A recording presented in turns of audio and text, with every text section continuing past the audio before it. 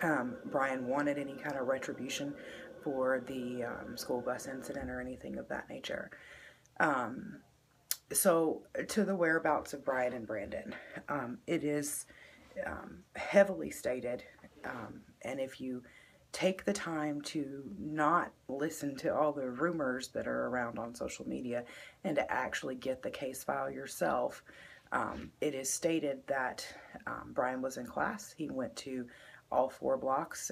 Lowndes High is set up on block system. They have 4, I believe it is 4 classes a day. They're longer periods, and he went to all 4 of them. At the time that KJ went missing, Brandon was on a bus to, I think it was Macon, for a wrestling tournament. He simply was not there when KJ went missing. Now, I want to talk about something else for just a minute. There is a video that circulates on Facebook where it shows Brandon walking back and forth in a hallway.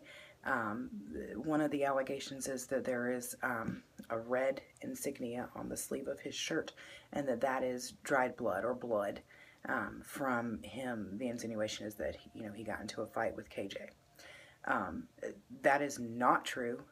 That shirt has been examined close up by experts. That is the logo. It's a Ralph Lauren polo logo on the side of that shirt. It is not blood. In that same video, they, if you notice, most of the time in that video that you can find, the timestamps are not there, and the reason that they're not is because they've taken him walking to the locker room and changing clothes, coming out to get something else. He had his other clothes in a bag and then changed, whatever, back and forth. That, why was he pacing the halls right around the old gym? That puts him, there at the time that KJ came up missing or was last seen or whatnot. That's simply not the case. He changed clothes to go get on the bus to go to the wrestling tournament. He probably walked down the hall back and forth a couple of times, but it's sped up in that video to look like he's just, keeps on going back and forth, and that's just not the case. Another thing that I want to talk about, Brian's attendance record. There are statements in the case file that's from his teachers that state that he attended all of his classes. He also said on the WSB interview that was done by the Atlanta journalist for that station a few months ago or a month or so ago, that he went to first block, second block, third block, fourth block, and that's exactly how he said it. To all the attendance records, to everything, that is the truth.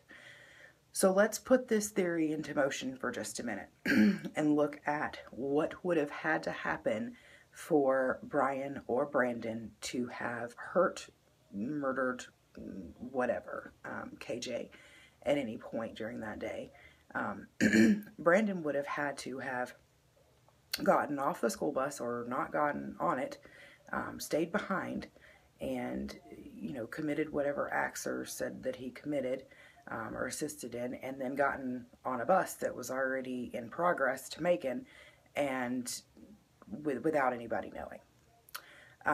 Brian would have not been in attendance in his classes.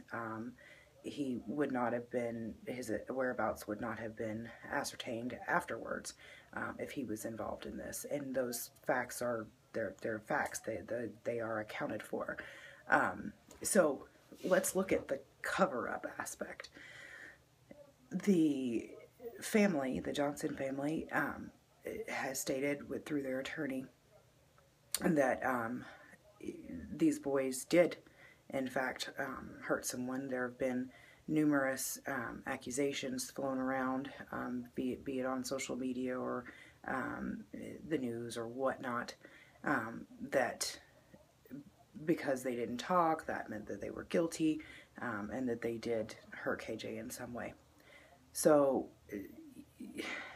it's just not possible. The scale of the cover-up would have had to have been massive. So it would have gone from everyone that was a teacher at the school to coincide with their story, the students that were at the school, the law enforcement officials that were on the scene, the EMTs, the investigators, the sheriff, the GBI, everyone. So you're talking hundreds, if not thousands of people that would have all had to corroborate a story for 2 young kids as an alibi. Now, I understand that I grew up in the South. I understand completely that there are things like the good old boy system. And, you scratch your back and I'll scratch, or you scratch my back and I'll scratch yours kind of thing. But this would have been massive. You're talking about a whole bunch of high school students who would have known or had some kind of knowledge of, that have never spoken, that their stories have never wavered, not one time. I have a daughter that's around that age, and she can't keep her mouth shut for 5 minutes. If she knows something about somebody, everybody's going to know about it. And that's just fact. These kids, they tweet everything. They talk about everything. Their sense of privacy is, they just don't have one. They're very open. And kids talk. At some point, somebody would have said, I know what really happened. And that would have caught on. But that has never been the case here. The only time that we ever saw a statement to the contrary of what I'm speaking of was the one statement that was investigated by Lowndes County and the GBI, and it was supposedly stated that so-and-so told so-and-so that either Brandon hurt KJ or they knew what really happened or something to that effect. When that witness that had that statement or posted it, whatever, was questioned, they willingly admitted that they were lying, that they wanted to kind of gain popularity or attention or whatever from knowing information. And, they were perhaps could have been charged with, a crime if they had not finally admitted that, this is not true. I made this up to sound important or whatever. That's the only instance that we've seen of anyone's story changing ever.